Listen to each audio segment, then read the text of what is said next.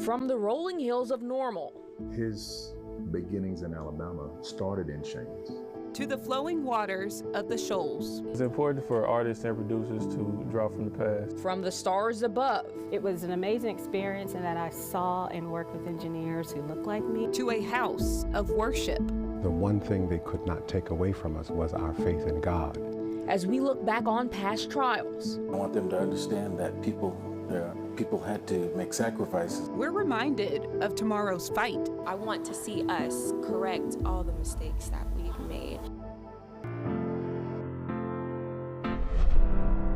Honoring Black History Month, sponsored by Window World and Mazda Toyota Manufacturing.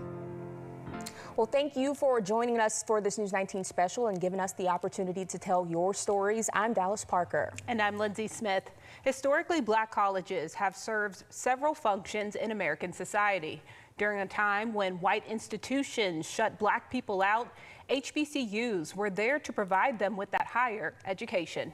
Today, more Black students are attending predominantly white institutions, but HBCUs continue to serve a vital role in the community. And I actually had the opportunity to speak to representatives from all three of the Tennessee Valley's HBCUs. Historically Black colleges have been serving students since the 1800s, providing what some say is a safe space for students of color. Here in Alabama, there are 15 HBCUs, making our state home to more HBCUs than any other state in the U.S. North Alabama is home to 3, Oakwood University, Drake State Community and Technical College, and Alabama A&M University. Alabama A&M, known to many, but few know about the man who started it all. His beginnings in Alabama started in chains. After he began his educational quest, he would return to that very site and begin continuing the education, the mission of education, to help elevate a people that was once subjugated. Dr. William Hooper Council was born on a plantation in North Carolina in 1848. By the end of the Civil War, Council was freed.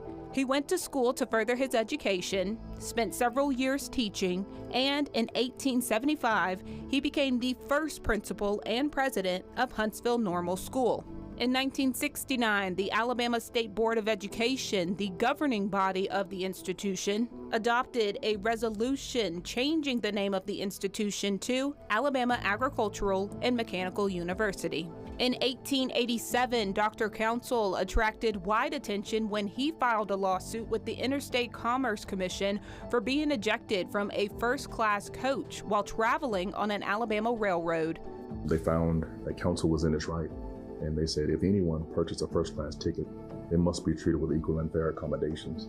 This would actually create the doctrine of separate but equal, thanks to Dr. William Hooper Council. If you head south on Meridian Street in Huntsville, the next HBCU you'll come across is Drake State Community and Technical College. Drake State today has been built on the shoulders of the previous leaders here. Established in 1961, Drake State opened its doors in 1962 to 27 students under the name Huntsville State Vocational Technical School. In 1966, the school changed its name to J.F. Drake State Technical Trade School. The school started as a vocational training school with 4 programs: cosmetology, TV and radio repair, automotive, and brick masonry, like those core programs which African American lives were built around. In July 2013, the college officially became J.F. Drake State Community and Technical College. As I sit here today and look across the landscape and think about the demand for skilled labor today here 2023, how visionary they were to fight for this institution to maintain its existence, because now the programs that we offer, the training that we provide, the need has never been greater. And a drive through downtown and off Sparkman Drive will take you to Oakwood University. Founded by the Seventh-day Adventist Church in 1896, Oakwood Industrial School was started on 380 acres of a former slave plantation to educate the recently freed African Americans in the South. The school offered a faith-based training for individuals and throughout the years grew until it received its accreditation as a senior college in 1958. Oakwood officially changing its name for the 4th time in 2008 to what it's called today, Oakwood University.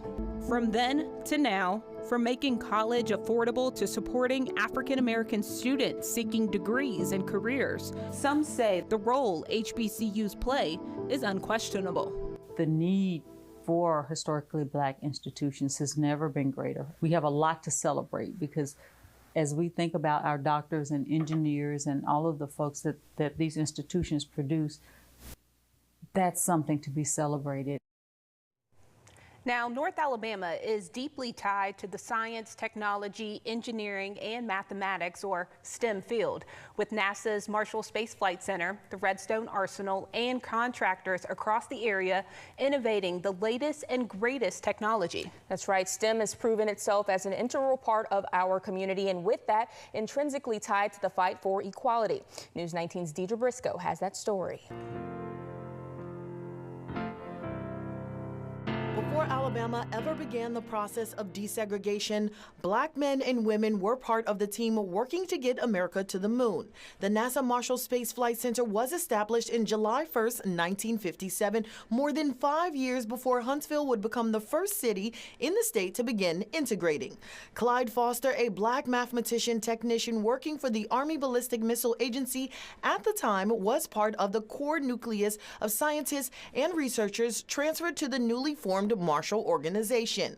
While there, Foster continuously pushed NASA leadership to open up opportunities for Black students on HBCU campuses in North Alabama. In fact, she had a lot of slack about setting up those training programs on the HBCU campuses, because at the time, the white universities were still segregated, and the Black students weren't necessarily allowed on some of the campuses. Clyde Foster's work to start these programs paved the way for people like Tawana Plummer Laughinghouse, who manages the Technology Demonstration Missions program at Marshall. She originally dreamt of becoming a doctor, but through NASA's SHARP program, her eyes were turned to the stars. It was an amazing experience in that I saw and worked with engineers who look like me. According to the Pew Research Center, Black adults are less likely to earn degrees in STEM than other fields. They also make up a lower share of STEM graduates. Every responsibility that I'm given at work, every new role that I take on, I want to knock it out of the park so that the next Tanya has an opportunity. Angela Walker, the director of Spacecraft and Vehicle Systems Department at Marshall, says the work of Clyde Foster is not lost on her. Because of their success, that gave the marketplace a comfort and a confidence in the abilities of folk who weren't like the norm. And so, because he did, I now am, and I too carry that same burden, that same calling. This year, Huntsville City Schools held a STEM program named in honor of Clyde Foster to encourage kids to look at STEM careers and show them it takes a diverse group of people to create success. And some students say they have a vision for the changes they want to make in the world as the next generation of scientists and researchers. I want us to stop using so much CO2 and putting it into our atmosphere. I want us to start using more solar energy, stop using batteries that can harm our environment, gas, oil, all those things. Deidre Briscoe, News 19. When we return, our DNA has been tied to faith in God since the very beginning of time. the freedom of religion is a sacred right defended by generations of African Americans. How that fight continues today. It's the story of a North Alabama man inspired to walk his own unique path during a time where that was unheard of. How that inspiration continues to push the new generation.